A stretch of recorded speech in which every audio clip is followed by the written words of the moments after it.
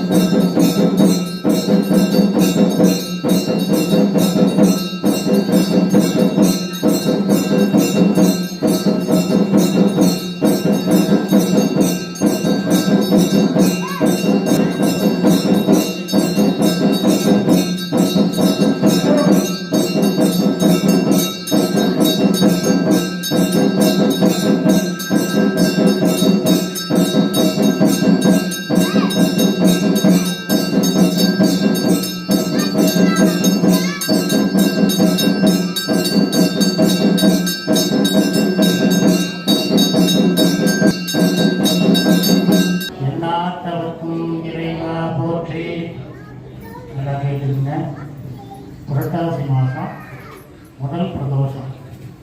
முதல் பிரதோஷம் பார்த்தீங்கன்னா வெள்ளிக்கிழமை வந்துருக்கு. இது என்ன பிரதோஷம்னு நாம் சொல்கிறோம் அப்படின்னா மகா சுக்கிர பிரதோஷம். சுக்கிரன்னா வெள்ளின்னு அர்த்தம். அதனால் மகா சுக்கிர பிரதோஷம். இன்றைய தினம் பார்த்தீங்கன்னா நாம் இங்கே எல்லோரும் நிறைய பேர் வந்திருக்கோம்.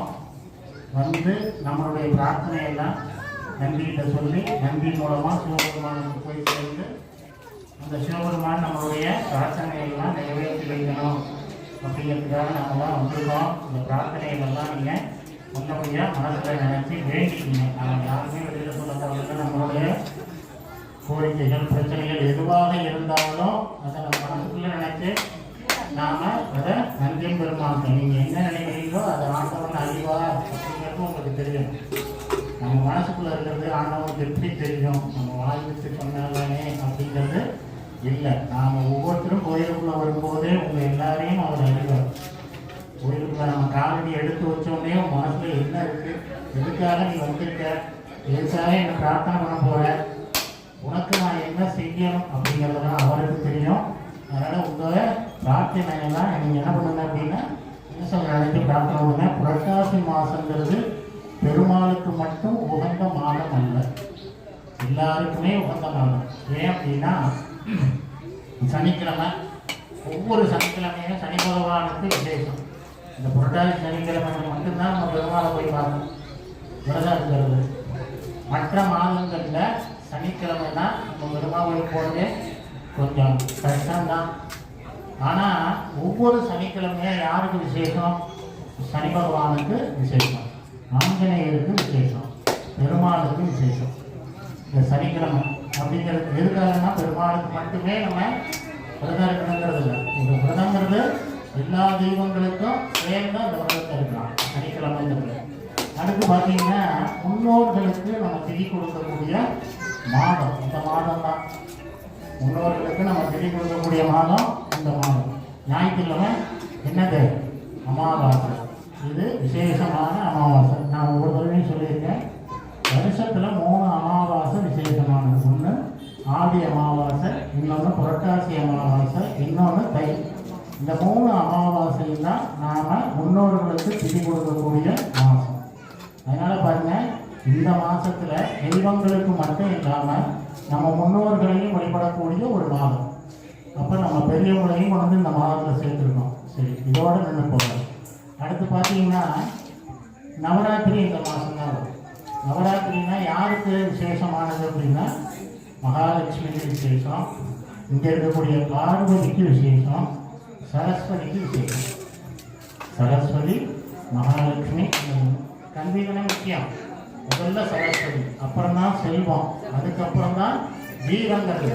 கல்விக்கு அதிபதி சரஸ்வதி, செல்வத்துக்கு அதிபதி மகாலட்சுமி, அடுத்தது வீரத்துக்கு அதிபதி பார்வதி. அப்படிங்கிறதுனால 3 தெய்வங்களுக்கும் இந்த நவராத்திரி புரட்டாசி மாதத்தில் வரக்கூடிய நவராத்திரி சொல்லக்கூடிய கோவிக்கிறது உண்டு. சில வீட்டில் சாமி எல்லாம் வச்சு நாம் ஒரு வாரத்துக்கு வழிபட்டு 9 நாள் வழிபாடு செய்கிறது உண்டு.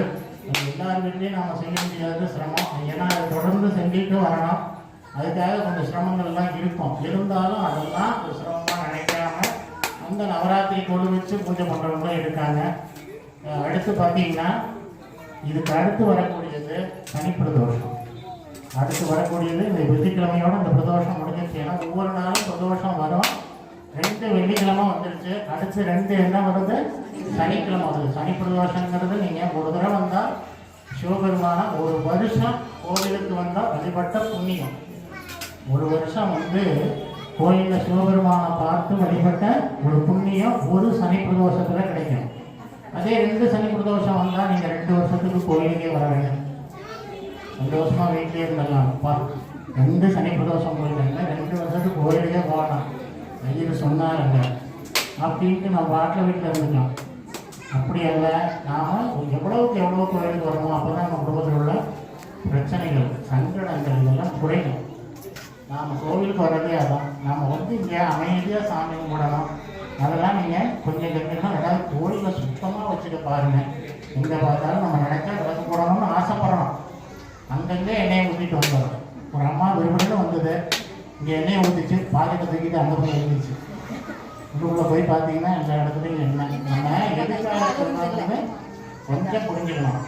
கோயிலை சுத்தமாக வச்சுக்கணும். சுத்தம் இருக்கிற இடத்துல தான் யார் இருப்பா? தெய்வங்கள் இருக்கும். நாம் எல்லாத்தையும் குப்பையாக அப்படி போட்டால் நம்ம வீட்டில் கூட மகாலட்சுமி உள்ளே வருதுன்னா என்ன யோசிக்கிறா அப்படின்னா, அந்த வீடு சுத்தமாக இருந்தால் தான் உள்ளே வருவாங்க. இந்த வீடு சுத்தமாக இல்லை, அந்த வீட்டுக்குள்ளே போகிறதே கஷ்டம் அப்படிங்கிற மாதிரி நினைப்பாலாம் மகாலட்சுமி. அதனால் நம்ம வீட்டை எப்படி சுத்தமாக வச்சுக்கிறோமோ அது மாதிரி கோவிலையும் நம்ம முடிஞ்ச வரையும் சுத்தமாக வச்சுக்கணும். விளக்கேற்றுறது, சூடம் கொடுத்துறது, ஊதுபத்தியை கொடுத்து அங்கங்கே எங்கேயாவது கேட்டு இருந்தது அதில் சாமி கையில் ஒரு ஓட்டம் இருந்தால் அதில் சொல்லிட்டு இருந்தது, அப்பா நம்ம வேலை முடிஞ்சது அப்படின்னு எல்லாம் கொஞ்சம் குறைச்சிக்கல. என்ன நீங்கள் சாமி கூட போனால் அந்த சாமி மட்டும் நம்மகிட்ட போதும். விளக்கேற்றுறது, ஊதுபத்தி, சூடம் இதெல்லாம் கொஞ்சம் குறைச்சிக்கலாம், தப்பு இல்லை. நீங்கள் எங்கள்கிட்ட கொண்டு கொடுங்க, நாங்கள் உட்படுத்தி காட்டுறோம், அதுவே போதும். அதனால் நீங்கள் சாமி கூட நல்லது மட்டுமே நாம் நினைக்கணும், நல்லது மட்டுமே இங்கேருந்து சம்பாதிச்சுக்கிட்டு போகணும். அதை விட்டு பாவங்களை செய்யக்கூடாதுங்கிறதுக்காக தான் இதெல்லாம். ஏன்னா கோயில் சுத்தமாக இருக்கணும். அதாவது நம்ம கோயிலுக்கு ஒரு உழவார பணின்னு சொல்லுவாங்க. சுத்தமாக வச்சுக்கிட்டு உழவார பணின்னு பேர் கோவில். அந்த பணியை நாம் கொஞ்சம் ஆளை கொஞ்சம் செஞ்சோம்னா தான் அந்த கோயில் சுத்தமாக இருக்கும். உள்ள வந்தோம்னா சாமி கும்பிட்டுட்டு வெப்பூரி வாங்கிட்டு பிரசாதம் வாங்கிட்டு அப்புறம் பார்த்தீங்கன்னா நானும் நந்தியும் தான் இருக்கும். நீங்கள் பார்த்தீங்கன்னா நம்ம எல்லாரும் இப்போ சுற்றி நிற்கிறோம். இந்த நேரம் நினச்சி பாருங்க, நானும் நந்தி வருவாங்க, நீங்கள் எல்லா பாருங்க அவங்க பாருங்க அப்படிங்கிற மாதிரி இருக்கும். அதனால் கோயிலுக்கு வந்தால் நான் என்ன சொல்லுவேன்னா, அமைதியாக இருக்கேன், பொறுமையாக இருக்கேன், சாமியை கூப்பிடுங்க. நல்லது மட்டுமே நம்ம எல்லாருக்கும் நல்லது நடக்கணும்னு என்னையை பொறுத்தவரைக்கும் அதான் சாமி கும்பிடணும். அவங்களுக்குலாம் நல்லது நடக்கணும் அப்படிங்கிறது தான் என்னோட பிரார்த்தனை. சரிங்களா? அதனால் மனசில் உங்களுடைய கோரிக்கையெல்லாம் வச்சு சாமி கும்பிடுங்க. நம பார்வதி பதையே ககர மகாதேவா. தென்னாடுடைய சிவனே போற்றி, எண்ணாத்தவர்க்கும் இறைவா போற்றி. ஏகம் பத்துரை எந்தாய் போற்றி, பாகம் பெண்ணொரு ஆனாய் போற்றி. காவாய் கனகத் திரளே போற்றி, கைலை மலையானே போற்றி போற்றி. இன்னைக்கு திரையோதசி திதி விசேஷமானது. அமாவாசை யாருக்கு விசேஷமானது? நாம இங்கேருந்து சமயபுரம் போகிறோம் அம்பாவை பார்க்குறதுக்கு. இந்த கூட்டத்தில் முடியலோ இங்கேருந்து பஸ் ஏறி, ஏன்னா நமக்கு ஒரு திருப்தி, முடியலோ போயிட்டு வந்துட்டேன். ஏன்னா இப்போ பஸ்ஸில் டிக்கெட்டு முடியல இல்லை, அதனால ஒரு இடத்துக்கு போயிட்டு வந்துடலாமே போகிறோம். அங்கே சாமி போடுறோம், திரும்ப மறுநாள் காலையில் வரோம் அமாவாசை அன்னைக்கு. இதே நீங்கள் பௌர்ணமின்னா எங்கே போவோம் அப்படின்னா திருவண்ணாமலை தெரிஞ்சவங்களே சில பேர் போகிறாங்க. நம்ம ஊர்லேயே நம்ம சிவனை கும்பலாம் பௌர்ணமிக்கு இங்கேயும் அபிஷேகம் பண்ணி கோவிலை 3 தடவை சுற்றி வரோம் இந்த உள்ளுக்குள்ளேயே. அதனால் அமாவாசை பின்னாடி வருது, அம்பாளுக்கு அன்னைக்கு அபிஷேகம் பண்ணலாம். சாயந்தரம் 4 மணிக்கு அபிஷேகம் பண்ணி உள்ளே இருக்கிற அம்பாளுக்கு. பௌர்ணமி சிவபெருமானுக்கு விசேஷமானது. சரிங்களா? இந்த புரட்டாசி பௌர்ணமி யாருக்கெல்லாம் இந்த மாதம் விசேஷமானதுன்னு நான் சொல்கிறேன். சிவன் பெருமாள், சனி பகவான், ஆஞ்சநேயர், முன்னோர்கள், தெரியுதாமா, அம்பாள் எல்லாருக்கும் விசேஷமான மாதம் இந்த புரட்டாசி மாதம். அதனால தான் நம்ம புரட்டாசி மாதத்தில் எந்த ஒரு விசேஷமும் வீட்டில் வைக்கக்கூடாது. ஏன்னா இது தெய்வத்துக்காக ஒதுக்கப்பட்ட ஒரு மாதம். ஏன் புரட்டாசியில் பாண்டவர்கள் குடியேறினதுனால பாண்டவர்களுக்கு நல்லதே நடக்கலை, சிரமங்களை தான் அனுபவிச்சாங்க. சரிங்களா? அதனால் புரட்டாசி மாதம் தான் அவங்க குடி போனது. கிரகப்பிரவேசம் பண்ணது. அவங்களுக்கு நல்ல நடக்கல, பல கஷ்டங்களை அனுபவிக்க வேண்டியிருந்தது. ஏன்னா இது தெய்வத்துக்காக ஒதுக்கப்பட்ட மாதம். இது ஒன்று, இன்னொன்று மாறுகதை. அதனால எல்லாரும் கேட்டுக்கிட்டோம். கொஞ்சம் நேரம் ஆகுது, சீக்கிரமாக சாமி கும்பிட்டுருவோம். மனசில் நினைச்சு பிரார்த்தனை பண்ணிங்க. ஓம் சுக்லாம் பரதரம் விஷ்ணம் வசீவர்ணம் சதத்வஜம் பிரசன்னவதனம் த்யாயேதே சர்வவிக்ன உபசாந்தயே. ஜன்மநட்சத்திரே ஜன்மராசௌ ஜாதஸ்ய நாமநட்சத்திரே நாமராசௌ ஜாதஸ்ய சுபநட்சத்திரே புரட்டாசி தேய்பிரை பக்தர்கள் பிரதோஷ பக்தர்கள் நாமதேயஸ்ய சக குடும்பானாம் சேமஸ்தைர்யே வீரிய விஜயாயுல்லாரோக்ய ஐஸ்வர்யாபிவிருத்தியர்த்தமாயுள் சத்சந்தான சௌபாகிய இஷ்டகாமியாத்யர்த்தமாதித்யாதி நவகிரக நட்சத்திர சகலதோஷபிட நிவாரணாத்யர்த்தம் ஆரோக்கிய திடகாத்திர சத்யர்த்தம் ஆயுள் அபிவிருத்தியர்த்தம் धर्मार्थकाम्यमोक्ष चतुर्विध फलपुरुषार्थ सिद्ध्यर्थं विद्या तोलिल व्यापार कार्य अनुकूल सिद्ध्यर्थं शीघ्रमेव मुक्ति योग शीघ्रमेव विवाह शीघ्रमेव पुत्र भाग्य शीघ्रमेव सकल कार्य अनुकूल सिद्ध्यर्थं गणं गान्यादि अभिवृद्ध्यर्थं नंदिकेश्वर मूर्ति प्रसाद सिद्ध्यर्थं नंदिकेश्वर मूर्ति पादारविंद योग अष्टोत्र बिल्वदल पूजा मध्ये गदस्ये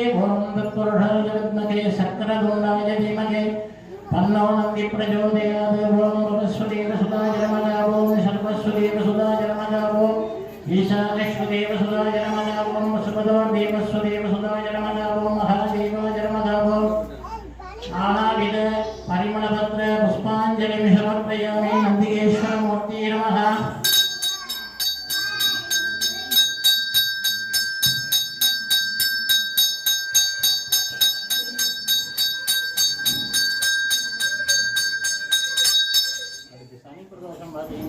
முதல்ல சிவபெருமானுக்கு தான் வேணும், அதுக்கப்புறம் தான் நந்திக்கு அபிஷேகம்.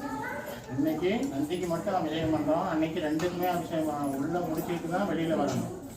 அன்னைக்கு ஒரு நாள் மட்டும் எல்லாருமே 3:30 மணிக்கெல்லாம் இருக்கணும். அப்போ தான் அங்கே பண்ணிட்டு இங்கே வர முடியும். அங்கே ஒரு 5 அபிஷேகம் மட்டும் பண்ணுவோம் சிவபெருமானுக்கு. அதை முடிச்சுட்டு அங்கே அலங்காரம் பண்ணி வச்சுட்டு இங்கே வந்துடலாம். இங்கே வந்து நந்திக்கு அபிஷேகம் பண்ணிட்டு ஒரு பூஜை. சனி பிரதோஷம் வருது. 2 சனி பிரதோஷமும் 3:30 மணிக்கு கோயிலுக்கு வந்து அப்புறம் நீங்கள் நேரம் கழிச்சு வந்து கொஞ்சோண்டு பாலை ஊற்றிருக்கல கையில் ஊற்றிருந்தீங்கன்னா கொஞ்சம் சிரமம் தான். யாரும் கோவிச்சிடக்கூடாது. ஏன்னா நாம் ஒவ்வொன்றும் செய்ய நேரம் ஆகுது.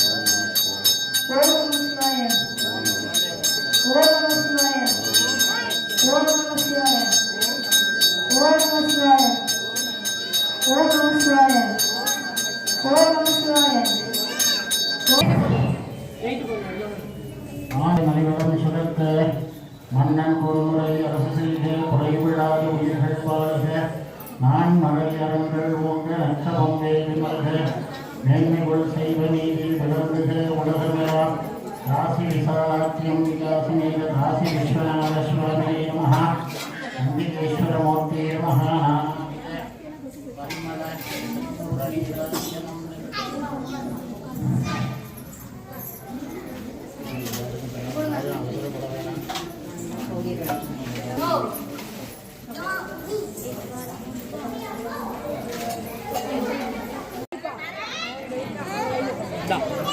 இந்தா